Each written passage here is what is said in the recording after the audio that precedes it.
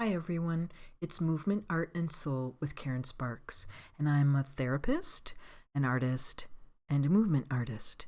And today's video on this channel, which is about your personal and spiritual synthesis, journey towards enlightenment and wholeness and integration, etc., I'm going to be doing a part 2 to my other video that I did, which is called Why Can't I Relax?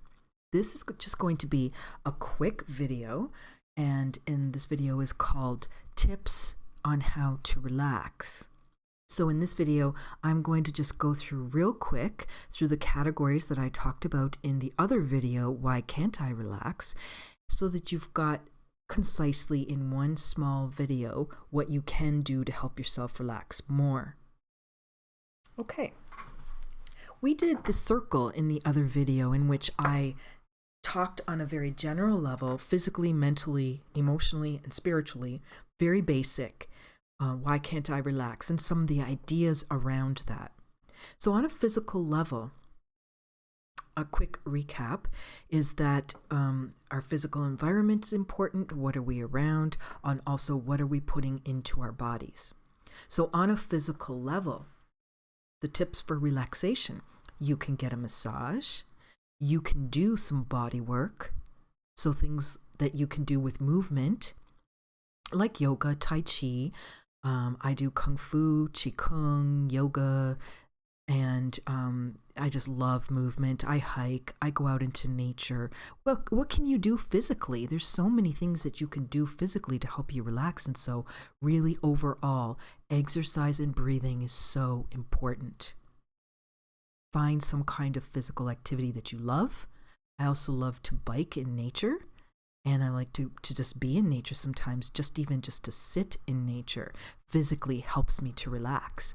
So beautiful things in your environment can help you relax, whether you like art and you can just sit and have a tea, look at your favorite art piece and meditate or clear your mind, go out into nature, maybe find a hobby that takes you into something more physical, doing some things that you love, and that can be very relaxing and affect your mood as well.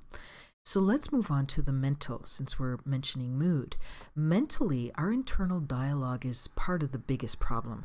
Is when we're experiencing difficulties and challenges and stressors, we tend to just overthink. So we have a lot of internal dialogue around it, and that can create a lot of stress, which makes it difficult to relax. So the strategies that I mentioned briefly in that video, Why Can't I Relax, involve paying attention to your internal dialogue as being one of the biggest tools. And I mentioned, set some time aside in your day when you do have some very real problems. You don't want to be rehearsing all day. Just try to be more present in what you really need to be doing. So, and you give yourself your time to think about these very real issues, challenges, situations that you need to problem solve and make some decisions around. You give yourself that specific time to do that, so that the rest of the time you just allow that to go away when it comes up, so you're not ruminating, rehearsing, and implanting yourself with constant negative thoughts, worries, stressors, internal dialogue, which just can create so much tension during your day. I don't know how many of you might be body workers or people that are doing similar things to what I'm doing, but you may know already, or just observe within yourself and others, that when we're really wound up, it just really takes its toll on our physical body, creating tension. Very difficult to relax. So these things are all related. The physical, the mental, the emotional, the spiritual, everything's in one big related holistic perspective, right? So we want to see what areas can you target and what can you do differently. In the emotional category, what are your typical common emotional patterns and attitudes? So I mentioned things like worry, fear, anger, grief, pretense. Most of us tend to be at certain points in our life where various attitudes are our responses to our experiences, our past or our current situations, our current dynamics, relationships, so on. Okay, so we have typical emotional responses and we want to become more aware of them. We want to track them. We want to know ourselves. And we want to realize too that our emotional patterns will affect our organs. And so it brings it back to the physical. And our mental thoughts will affect our emotions, which will affect us physically. And spiritual, everything is spiritually related because whatever we're doing on these physical, mental, emotional planes will affect us spiritually. And where we're at spiritually at a different point of our development affects how we think and so on. So this whole thing is like one ball that you want to work at the same time. So whatever I do in my day-to-day world, where being a person who has done kung fu and qigong and yoga, like one of the biggest teachings that I was taught was that, you know, this is a typical thing for martial artists and for yogis as well.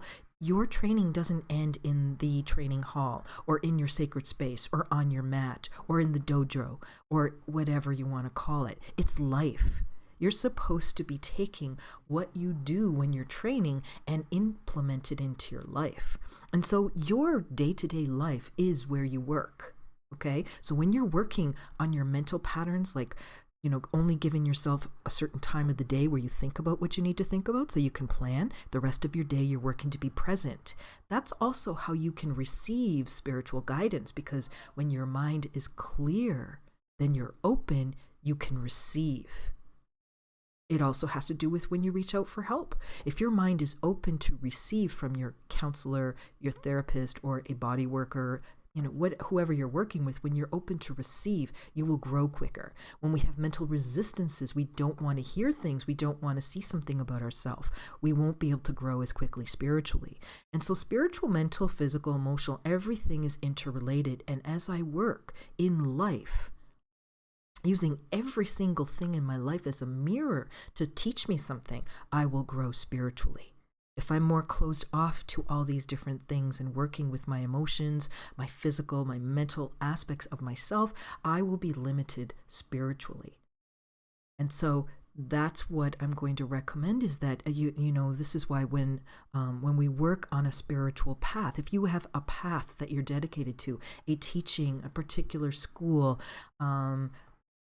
you know, a spiritual path, a philosophy, if you are dedicated to something and it has its own way of working, like things on this channel will give you tools and ways of working to help you mentally, physically, emotionally. It helps you to grow spiritually. When we have a path which has a spiritual component, meaning that we are working and to understand that we're greater than this small self, this small personality, and that there is something more and something higher that we can aspire to, that we can potentially become and work and grow and evolve into, that just helps us to see that this whole ball of the physical, mental, emotional, spiritual is all interrelated. And so how does that relate to just how can I relax? Relaxation is so important, because when we can relax, we won't be as resistant. When we can relax, we can sleep better. When we can relax, we won't have the physical tensions. We will be healthier. When we can relax, we won't have the emotional responses that we have. When we can relax, our minds will be open and clear. We can see more clearly, think more clearly, make better decisions, and also be able to receive guidance that can come to us for our next step or something important we need to see. And so as this part 2. If you haven't seen part 1, then please check out my other video that is called Why Can't I Relax? These two go together, and I hope that brings you more light.